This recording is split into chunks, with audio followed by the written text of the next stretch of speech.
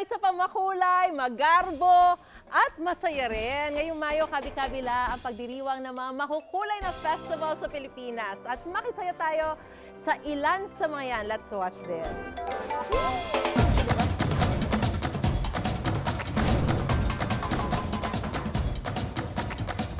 Makulay, enggrande. Pagsapit ng buwan ng Mayo, yan ang mga kaliwat kanang makikita sa iba't ibang panig ng Pilipinas. Pinagdiriwang ang Anihan Festival sa San Isidro, Nueva Ecija tuwing ika-15 ng Mayo. Pasasalamat to sa isang masaganang ani ng mga magsasaka na simbolo ng tagumpay at katatagan. Isa rin itong pagbibigay pugay sa kanilang patron na si San Isidro.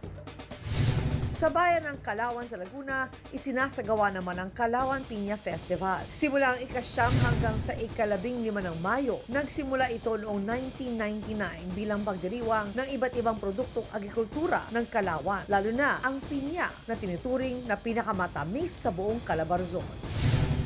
Bida ang Mango Eat All You Can sa Manggahan Festival sa Guimaras pagsapit ng 11th hanggang 22nd ng Mayo. Sa halagang 100 pesos, carry ng kumain ng mangga sa loob ng 30 minuto. Sagana raw ang mga mangga rito na perfect ang tamis.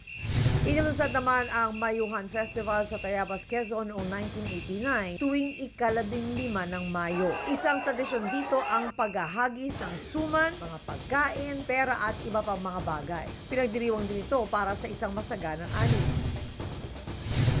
Hindi rin pahuli ang Pahiyas Festival bilang isang pinakamalaki at pinakamakulay na pagtitipon sa lalawigan ng Quezon. Pinagdiriwang ito pagsapit ang ika-15 ng Mayo, kung saan present ang mga kulay na bahay, iba't ibang uri ng prutas, gulay, bulaklak, at iba pang ani doon. Iba-iba man ang pinagmulan ng simbolo ng iba't ibang pagtitipon sa Pilipinas, iisa ang mensahe na dala nito sa bawat Pilipino: katatagan, pananampalataya, at respeto sa bawat isa.